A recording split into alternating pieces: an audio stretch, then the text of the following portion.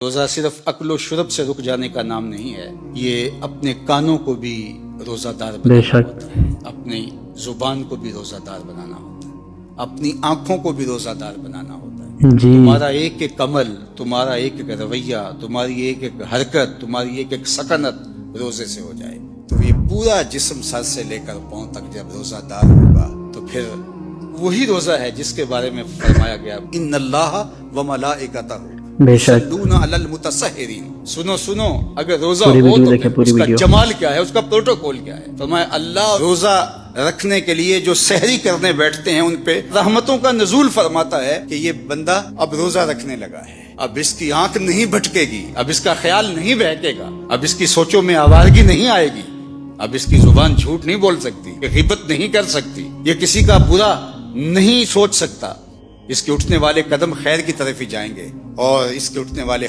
ظلم جبر اور جور سے باز رہیں گے۔ اب یہ اپنے آپ کو روزے کے حصار میں لے کے آ رہا ہے اور تقوی کے نور سے مالا مال ہو رہا ہے، تو اللہ خود بھی اور فرشتوں کو بھی حکم دیتا ہے میرا بندہ سحری کرنے بیٹھا ہے تم اس کے اوپر رحمتیں نچاور کرو۔ کیا لمحے ہوتے ہیں جب اللہ رحمتیں بندوں کے اوپر نچاور کر رہا ہوتا ہے، لیکن جس نے روزہ صرف بھوک اور پیاس کا ہی رکھا، روزے کی مقصدیت کو ہی نہ سمجھا، تو اللہ کے محبوب کا فرمان سن لیجئے۔ ایک تو یہ ہے ان اللہ و ملائکتہ یصلون علی المتسحرین، اور دوسرا فرمایا من لم یدع قول الزور والعمل بہ فلیس للہ حاجۃ فی ان یدع طعامہ و شرابہ۔ جس نے جھوٹ اور برے کام نہیں چھوڑے اس کے بھوکا اور پیاسا رہنے کی اللہ کو کوئی ضرورت نہیں ہے۔ جی وہ بھوک کاٹے پیاس کاٹے اللہ کو اس کی کوئی ضرورت نہیں ہے، چونکہ یہ خوراک بچاؤ ماشاءاللہ وہ تو مومن کے رزق میں اضافہ کر دیتا ہے، وہ چاہتا ہے کہ تم پھر روزے سے ہو۔ اللہ اکبر۔ فرمایا روزہ دار جب کسی سے بات کرے اور وہ آگے سے الجھنا چاہے تو فرمایا روزہ دار آگے سے ایک ہی جملہ بولے انی صائم ہوں، میں روزہ رکھا ہوں۔ تو جب میں روزہ رکھا ہوا ہے تو تم لڑنا چاہتے بھی ہو تو میں نہیں لڑ سکتا۔ بے شک۔ اللہ اکبر۔ یہ ذات کی لڑائی ہے، یعنی اپنی ذات کے لیے میں نہیں لڑ سکتا، اور اللہ کے لیے اگر تلوار اٹھانے کی بات ہو پھر بدر والوں کو دیکھ لو، حالت روزہ کے اندر بھی اللہ کے دین کے پرچم کو کیسے اونچا کرتے ہیں۔ تو تقویٰ کیا ہے؟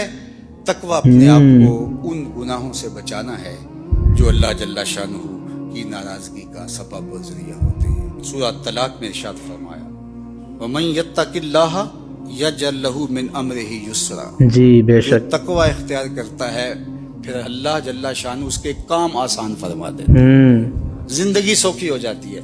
اس سے ڈرنے والا پھر کسی اور سے نہیں ڈرتا، اس کی فرما برداری کرنے والا آسودگی میں زندگی بسر کرتا ہے۔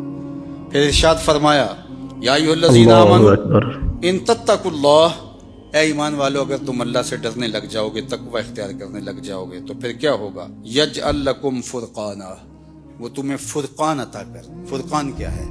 حق و باطل میں تمیز کرنے کی صلاحیت نصیب ہو جاتی، اچھائی برائی میں نکھیڑا کرنے کی صلاحیت کا مل جانا۔ کئی لوگوں کو ساری زندگی معرفت ہی نہیں ہو پاتی کہ اچھائی کیا ہے اور برائی کیا ہے۔ میں نے پڑھے لکھے لوگوں کو بھی دیکھا ہے کہ ایک جاہل بابے کے جا کے قدموں میں بیٹھے ہوئے ہوتے ہیں۔ ایسے لوگ کہ جو اچھے مسلمان تو دور کی بات ہے اچھے انسان کہلانے کے بھی لائق نہیں ہیں، جنہوں نے جنابت کا غسل بھی نہیں کیا ہوتا، تو کچھ لوگ ان کو بھی اللہ کا ولی سمجھ رہے ہوتے ہیں۔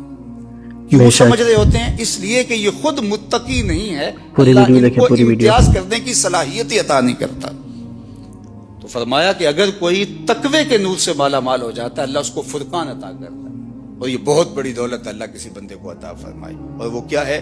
حق اور باطل میں تمیز کی صلاحیت، خیر اور شر میں امتیاز کی صلاحیت۔ یہ اللہ اس شخص کو عطا فرماتا ہے جو اتقاء کے نور سے مالا مال ہوتا ہے۔ وَيُكَفِّرْ عَنْكُمْ سَيِّئَاتِكُمْ، اللہ تقوی کی برکت سے تمہارے سارے گناہوں کو معاف بھی فرما دیتا ہے، تمہیں ستھرائیاں دے دیتا ہے۔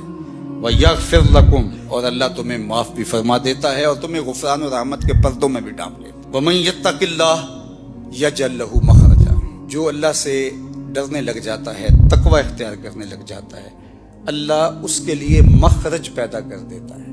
کچھ لوگ مصیبت میں پھنستے ہیں پھر ساری زندگی اس سے نکل ہی نہیں پاتے۔ اللہ فرماتا ہے جو تقوی اختیار کرتا ہے مشکلوں سے نکلنے کا اسے ہم راستہ عطا فرماتے ہیں۔ بڑی سے بڑی مصیبت سے بھی وہ آسانی سے نکل جاتا ہے. اس کے لیے ہم یہ کرم نوازی اور یہ رحمت اور یہ مدد اور یہ نصرت فرمائی ہے. وَيَرْزُقْهُ مِنْ حَيْثُ لَا يَحْتَسِبُ، اور اللہ اس کو وہاں سے رزق دیتا ہے جہاں سے گمان بھی نہیں ہوتا. ماشاءاللہ. اسے تصور بھی نہیں ہوتا کہ یوں بھی وہ رزق کے دروازے کھول سکتا ہے. تو فرمایا اللہ سے ڈرنا سیکھ لو، پھر تمہاری مشکلوں میں وہ راستے بھی کشادہ فرمائے گا، اور اللہ جل شانہ تمہارے لیے اپنی کرم نوازیوں کے در بھی کھول دے گا.